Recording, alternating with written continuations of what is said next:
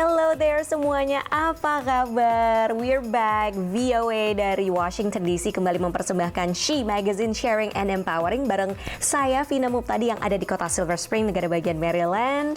Dan saya Ian Umar, pemirsa, apa kabar? Senang sekali kita ketemu lagi di She Magazine. Dan saya ada di apartemen saya di Washington DC. Mudah-mudahan pemirsa semua tetap sehat, tetap semangat, dan mungkin sudah terbiasa dengan kenormalan baru.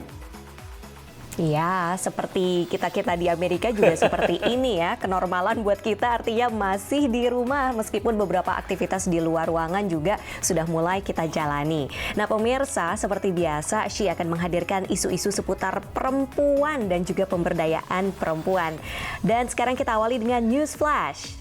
Katie Holmes berharap film barunya yang berjudul The Secret Dare to Dream membawa pesan harapan di tengah ketidakpastian. Holmes berperan sebagai ibu tunggal yang bertemu seorang pria yang membantu mewujudkan mimpinya. Aktris Portia de Rossi membela istrinya Ellen DeGeneres di tengah gerakan #ReplaceEllen yang gencar di media sosial. Gerakan itu menyerukan agar presenter TV tersebut mundur setelah muncul berbagai laporan mengenai lingkungan kerja yang tidak sehat. Sebuah villa tak terurus di Valletta yang pernah ditinggali Ratu Elizabeth akan direnovasi menjadi sebuah museum oleh pemerintah Malta. Ratu Inggris itu pernah tinggal di villa tersebut antara tahun 1949 dan 1951 mengikuti suaminya Philip. Pemirsa, punya nggak sih temen yang ternyata pernah mengidap COVID namun tidak bergejala? Nah, saya punya nih ya, Ian ya, temen yang kena COVID tapi nggak bergejala. Dan itu membuat saya agak khawatir dan cemas, jangan-jangan saya juga punya COVID tapi nggak bergejala dan kita nggak tahu ya kan? Jadi harus tahu statusnya gitu ya? Nah, karena penasaran pengen tahu statusnya, aku ikut tes. Meskipun agak was-was kalau ikut colok hidung, agak males ya. Tapi untungnya di dekat rumah saya tuh ada tes saliva test, yaitu jadi cukup dengan meludah ke sebuah kontainer. Habis itu dapat hasilnya dalam 3-5 hari. Wah, ini kayaknya baru nih Vin ya. Karena selama ini kan juga tes COVID-19 ini selalu dilakukan melalui usap tes atau tes antibodi atau melakukan tes darah ya. Nah, kayaknya cara yang dilakukan Vina tadi untuk mengumpulkan air liur, ini salah satu metode baru. Mungkin inilah metode baru yang akan dikembangkan untuk lebih cepat untuk mengetahui dan juga mengumpulkan data penderita COVID-19.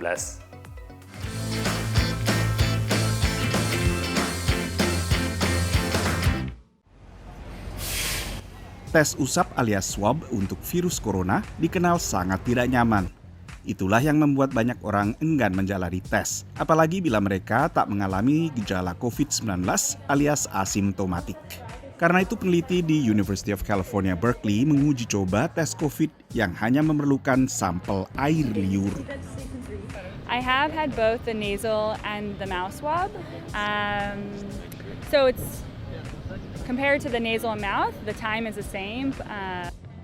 So I think compared to the nasal and mouth, this was much easier, less invasive for sure. Tapi seberapa efektifkah metode pengujian menggunakan air liur yang masih dalam fase percobaan ini? A key question right now is, will saliva be as good a matrix for testing as nasal swabs have been? And that's a question that we hope to answer with this study that we're running. So we're currently doing work to identify, first of all, how much viral shedding happens in saliva compared to in the nose, and then to figure out whether the actual saliva test that we're running is as sensitive as what we can detect when we're using nasal swabs. Tes air liur bukan hanya lebih nyaman bagi pasien, tapi juga memudahkan petugas medis yang tak harus mendapat pelatihan khusus ataupun memakai alat pelindung diri berlapis. One of the great things about saliva is it's pretty easy to collect. We don't need to have personnel in full personal protective equipment doing the collection. We're actually using trained volunteers in our kiosk here. We have undergraduate students and graduate students at the university that are doing the actual collection. So that simplifies the process and makes it a lot faster. Pada tahap awal hanya mahasiswa, staf, dan pengajar yang dilibatkan dalam uji coba. It's a great way to safely come back to campus and be able to do, continue the research that was halted a few months ago with a good conscience, knowing like, okay, I can get tested and be safe and potentially, make the other people that I'm working with safe by getting consistently tested every other week. It just takes a little bit of time to generate the saliva. A little hard to see the level in the tube that you're filling up, but other than that, it's a pretty easy process. Begitu mendapat persetujuan Badan Pengawas Obat dan Makanan AS atau FDA, tes air liur UC Berkeley ini bisa mulai diuji coba untuk sampel lebih luas di luar kampus. Rutgers University di negara bagian New Jersey juga melakukan uji coba serupa juga menggunakan air liur.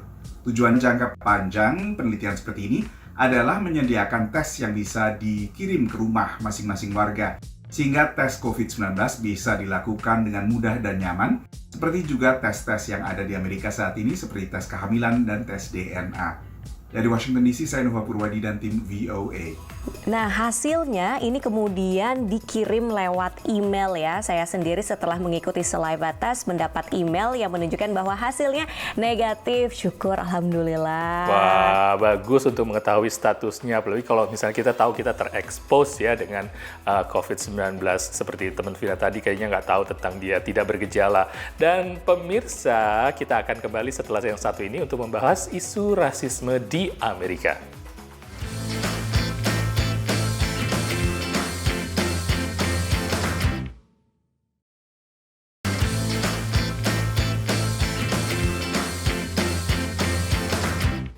Pemirsa, welcome back to the She Magazine, sharing and empowering. Dan seperti yang kita ketahui di Amerika di sini pada bulan Mei sempat terjadi yang namanya protes yang meluas mengenai isu rasisme sampai ke 140 kota di sini.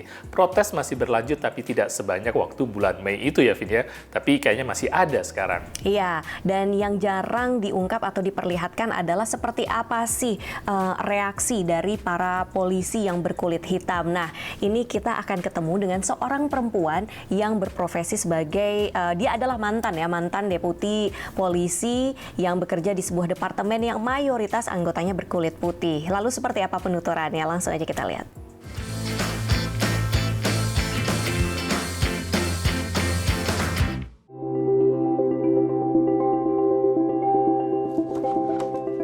So here we have me graduating from the police academy. This is my chief at the time.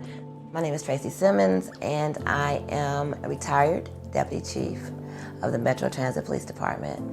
I served there for over 25 years in various capacities. I came up through the ranks, and I retired at the rank of deputy chief, and I was the first African-American woman to reach that rank at my police agency. It was very intimidating for a young woman, especially a young black woman. I was in a highly, Anglo workplace with majority male. And it was challenging. You had to get in to fit in, to get along. And really, you really still weren't a part of, be clear. When in the police department, there was rampant sexism, rampant racism. There were remarks made in roll calls that, I wouldn't dare repeat. And as I was there, because I was there, I got to be a voice for things that needed to change and be different. Police!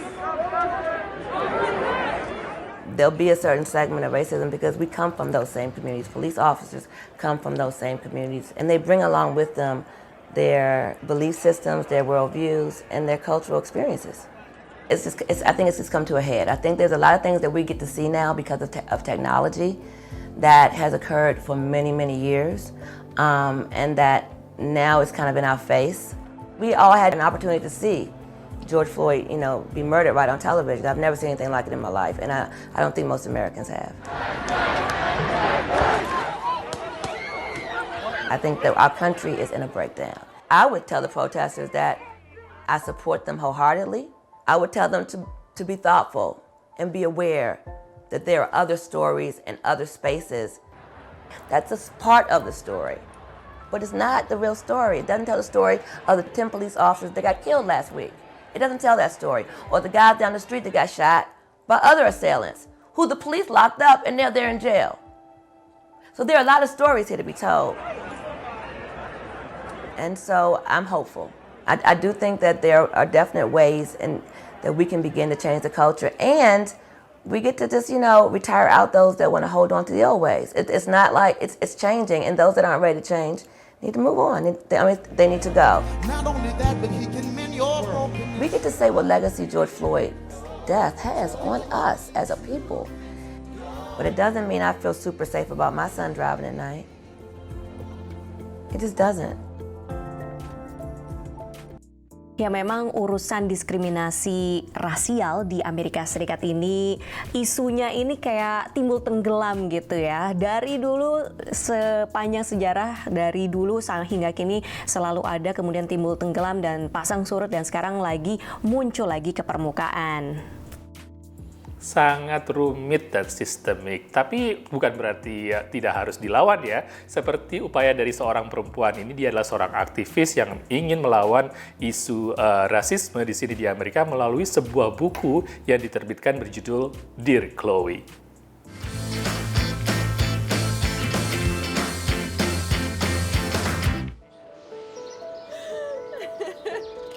Saint Clair Detrick Jules, seorang fotografer dan aktivis muda asal Washington DC, Amerika Serikat, memandang perlakuan diskriminatif terhadap suatu ras, minoritas, atau kelompok tertentu tidak pernah bisa dibenarkan.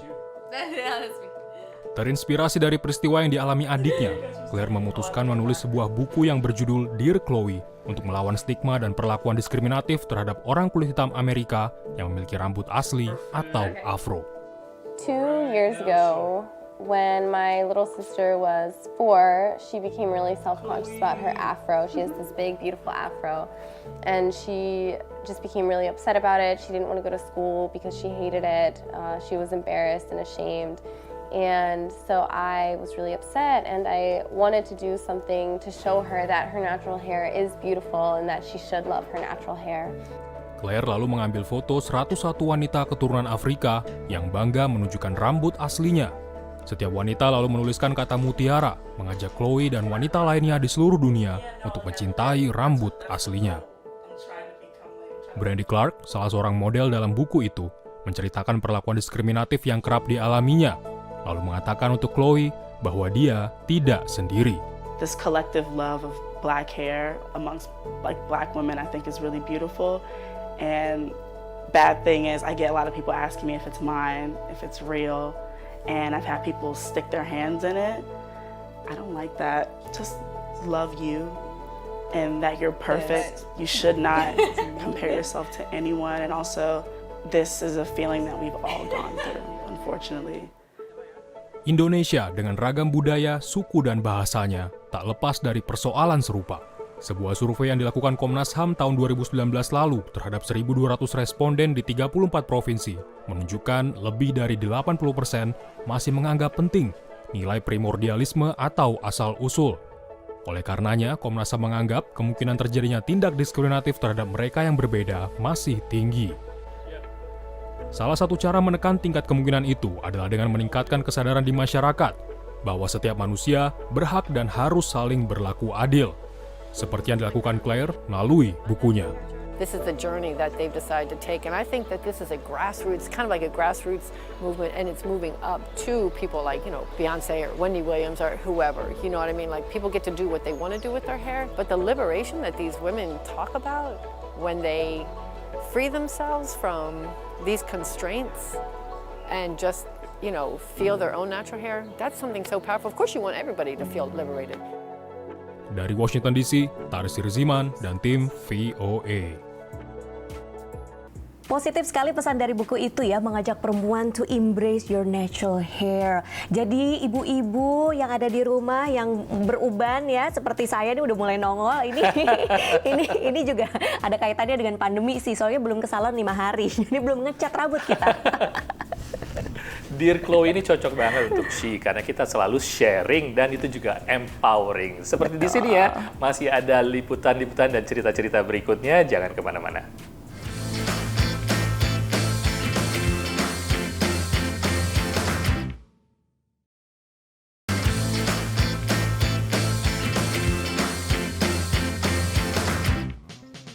Pemirsa, Anda masih bersama She Magazine, sharing dan empowering. Selama pandemi ini pasti ada hobi baru. Contohnya Vina, hobi barunya katanya masak ya, Vina? Ya belajar masak ya kan, lewat resep-resep di Instagram. Udah mulai lumayan tuh, aku udah bisa masak udang. Tapi ada satu yang masih belum bisa, yaitu martabak. Entah kenapa selalu gosong. Akhirnya kalau udah ngidam banget ya, saya pesen tuh dari Philadelphia, dikirim ke sini, di shipping. Kan nggak ada abang-abang di luar soalnya.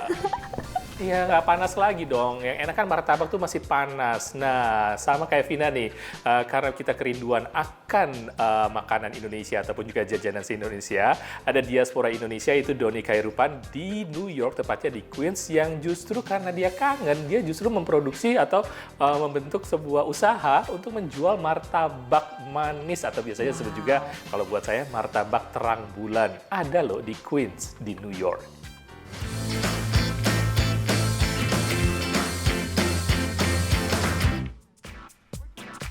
With New York City being the epicenter of the COVID-19 pandemic, we felt the need to help our community. And that is how we came up with the Papa Don Care campaign and donated our martabak to essential workers all across New York City. Doni Khairupan, pemilik toko pop Papa Don NYC di Queens, New York, tidak mengira kalau martabak manis buatannya akan disukai para pekerja esensial di kota The Big Apple ini. Dibatalkannya sejumlah acara pop-up karena pandemi corona membuat Doni kehilangan peluang menjual camilan khas Indonesia yang dirintisnya sejak awal 2020. Walau bisnisnya kemudian terhambat, tidak menyurutkan langkah Doni untuk memperkenalkan martabak manis ke publik Amerika. Dibantu berbagai organisasi, Papa Don NYC menyumbangkan 2.000 martabak ke berbagai rumah sakit dan mereka yang membutuhkan, termasuk keluarga serta mahasiswa Indonesia di New York. As a student studying in New York, I've experienced firsthand how difficult it can be to be away from your family, especially at times like these. The Papa Don team put together little care packages with snacks and treats and dropped off each little bag to individual students. The COVID-19 pandemic gave us the clarity that we needed, that we are more than food vendors. We are part of the community. Our brand represent the community. Sikap positif penggemar berat martabak yang menghabiskan masa kecilnya di Manado ini. I remember at night times going to the corner stands, ordering the food, watching it being done, and enjoying it right at the spot. Menjadi salah satu kekuatannya dalam merintis bisnis. Tanpa latar belakang kuliner sama sekali, Doni yang sempat bekerja selama 10 tahun setelah lulus kuliah dari Queens College, memutuskan belajar membuat martabak manis langsung di Manado. This gives the feel, the authenticity and nostalgic feel for our customers to enjoy as if they were back in Indonesia. And for our American market, this gives them the feel as if they were in Indonesia. Selain menawarkan nostalgia dan menjaga cita rasa asli martabaknya, Doni juga bereksperimen menawarkan topping dan rasa baru, seperti rasa kopi.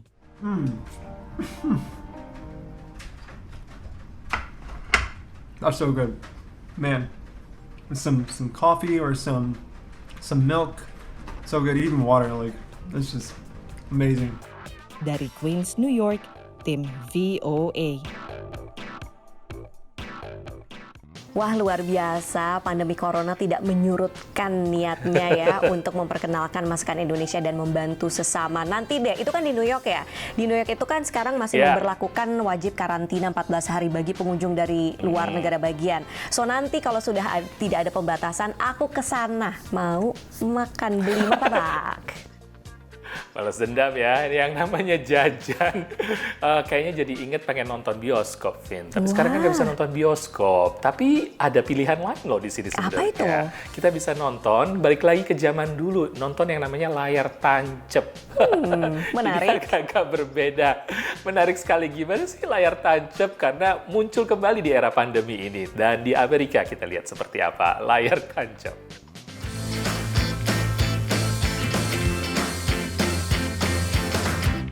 Nonton film layar lebar bareng di masa pandemi, susah nggak ya? Di masa pandemi COVID-19, berbagai kegiatan bersama yang biasa dilakukan harus dibatalkan, termasuk nonton bareng. Tapi bukan berarti tidak bisa sama sekali, apalagi kalau diadakan di tempat terbuka. Kalau di Indonesia sih dari dulu udah sering diadakan ya, yang namanya layar tancap. Nah itu dia, kalau di Indonesia dikenal dengan istilah layar tancap ya, tapi di sini nggak ditancepin, tapi berdiri di atas trailer, dan kita tadi lihat proses berdirinya dan persiapannya. Acara ini gratis, disediakan untuk komunitas, asalkan mendaftar terlebih dahulu. Jumlah mobil dibatasi 34, dan mereka bisa nontonnya bebas. Bisa berdiri di sekitar mobil mereka, atau nonton dari dalam mobil, atau untuk yang punya fan, ini lebih nyaman lagi, bisa buka kap belakangnya dan nonton dari dalam. Untuk menjaga agar orang-orang tetap menonton dari mobil, suara dari film dikeluarkan melalui frekuensi radio. Acara nonton bareng ala drive-in ini diadakan oleh komunitas masyarakat di daerah South Riding, negara bagian Virginia. Yang sebenarnya secara rutin setiap tahun menggelar nonton bareng ala layar tancap. Biasanya digelar di lapangan yang luas. Namun di masa pandemi sekarang ini dilakukan berbagai penyesuaian terutama dalam hal pembatasan jumlah penonton. Jadi nonton bareng di masa pandemi bukan hal yang sulit lagi ya. Mengenai tantangan menggelar acara seperti ini, Grace Fowler, panitia acara yang bernama South Riding Movie Nights ini mengatakan, "We've been trying to streamline the setup so that it doesn't take as much staff. The other challenge is managing all of the registrations, the wait lists, like trying to get as many people as possible in without having to charge." Setelah berbulan-bulan harus tetap di dalam rumah, masyarakat pun menyambut baik acara semacam ini. We're really excited because it's a good way to be out here with our community and do it in a really safe way. I think it's great. I'm glad they were able to adapt to the COVID conditions and still find an outlet for families to come together separately, social distance, and enjoy the movie. Negara bagian Virginia saat ini memang sudah memasuki tahap ketiga pembukaan di mana orang-orang sudah bisa kembali berkumpul walaupun jumlahnya masih harus dibatasi dan tetap harus menjaga jarak aman. Sehingga kegiatan di ruang terbuka pun semakin banyak dilakukan. Dari South Riding, Virginia, Irfan Ihsan, Alam Burhanan, dan Lea Johannes. Sampai ketemu lagi di Susah Nggak Ya? Wah, layar tancap ini emang cocok banget di musim panas di Amerika. Versi modern ya, nggak ada bambu-bambunya itu kayaknya. Itu udah pakai digital dan elektronik naik sendiri. Tapi seru juga ya buat keluarga di masa pandemi seperti ini. Ide bagus. Iya. Pemirsa, terima kasih sudah bersama She Magazine, sharing dan empowering. Saya Ian Umar. Dan saya Vina Muptadi, kami berdua pamit undur diri dulu. Nonton terus She Magazine di stasiun TV favorit Anda. Sampai jumpa.